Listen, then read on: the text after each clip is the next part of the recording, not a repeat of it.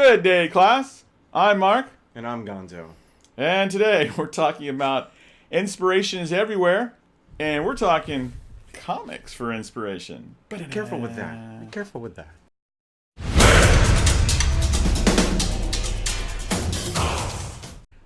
All right, Gonzo. I love comic books. I know you love comic books. I've heard that anyway. Yeah. So we're going to talk about inspiration in comics. Where do you see the Fantastic Four being a part of the D&D Dungeons and universe? Dragons. What is going on?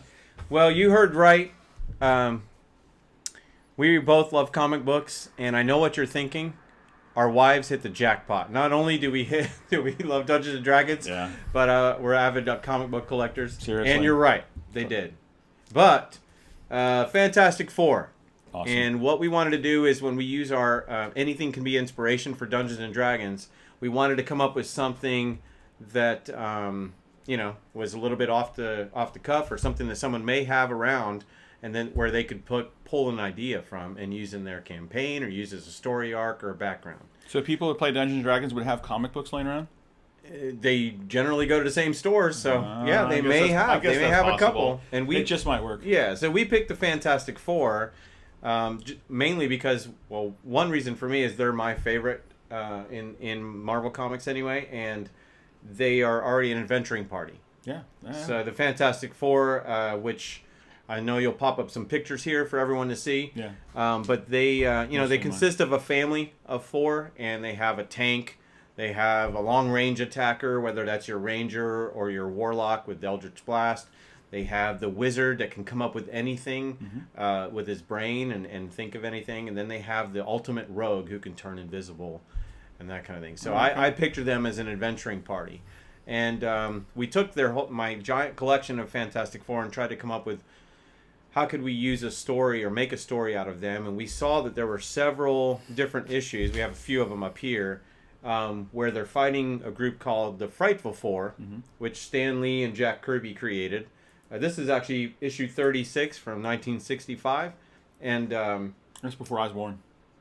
Was it? Yeah, it was. Smart guy. Easy now. Check them out. Easy. We'll but and he basically created an antithesis of the Fantastic Four. So you have this great adventuring party that was out there solving world problems, and then you had this group equally powered and equally adept at everything, but out there to destroy what they were trying to do. Okay. All right. So how would we make that part of D&D? I mean, that makes sense. You've got an adventuring party. But how would the Frightful Four, how does that fit into Dungeons and Dragons? What do you think? Well, Frightful Four. So we looked at them as a group. Their roster changes. Unlike the Fantastic Four, the adventuring party in your group pretty much stays the same. Sure. Whether you have characters that you add to it or whatever, which they did too. But the Frightful Four has one guy, the wizard, big helmeted guy or whatever, who just has a big hate for Reed Richards. Oh. Yeah, he just can't stand him. So he's always coming up and adding to his team, changing the roster on his team, trying to get more powerful to try to defeat the Fantastic Four. So you came up with an idea of what this could be in a D&D world. Yeah, so one of the ideas was you could go with a Rakshasa, a group of Rakshasa, which would be really a weird idea. Normally Rakshasa work independently. I can't even say Rakshasa. It's hard. I had to say it a few times to get it straight, but Rakshasa. It's one of those things fun to say, Rakshasa. Okay. Anyway, so they are basically a doppelganger kind of guy. They can assume the appearance of someone.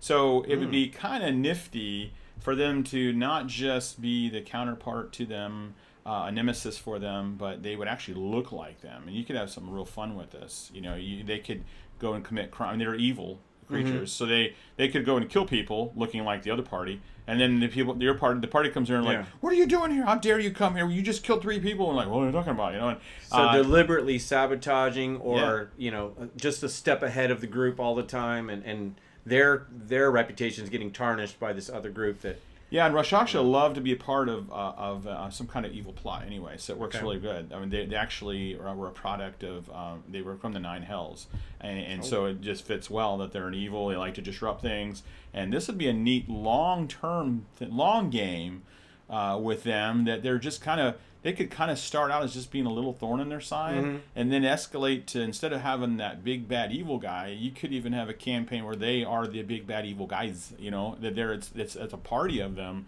that they have to fight at the end, which would be a really different take there in the campaign. Maybe they meet once or twice, a little skirmish. They each get away, lick their wounds, and come back for an ultimate.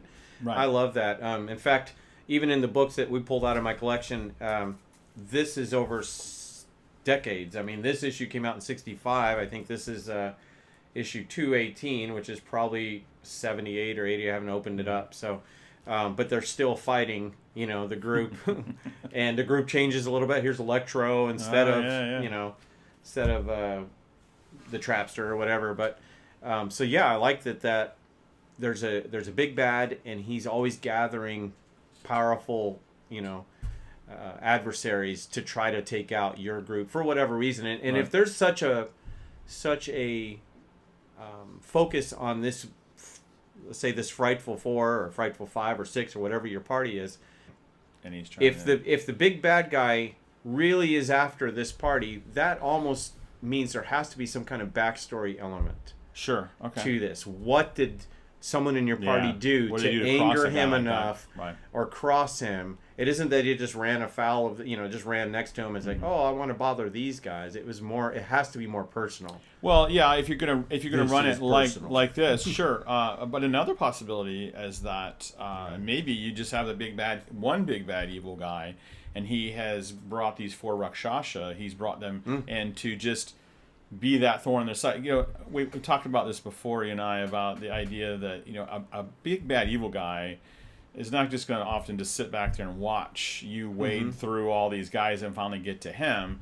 Maybe he's like, you know what, I see these guys, they're a real problem to me, and I'm going to stop this right now. I'm going to send these 4 Rakshasa in and they start nipping at him along the way, and eventually trying to disrupt them to the point they don't even get to that guy. That's a possibility as well. So it may not be that the Rakshasa group, anyone's ticked him off. It just may be that this guy is a bad dude who just wants to bring evil into the world, and he's hired. So there's a couple possibilities. As a threat, a thorn in his side, or something that can stop him from his plans. So there's different variations, and I like either one. I like either one. I mean, there's a lot of variation. Comics are rich for this because there's so much, especially one that goes over across decades like this. Yeah, there's so many different things you could use, and that's why they're being mined for every show and movie there is. Absolutely, a lot of content because of their ideas are long-standing. The stories have always been good, and now they're being used in all pop culture. But also, one of the best things about bad guys in anything you read or watch or create around the table is that if you can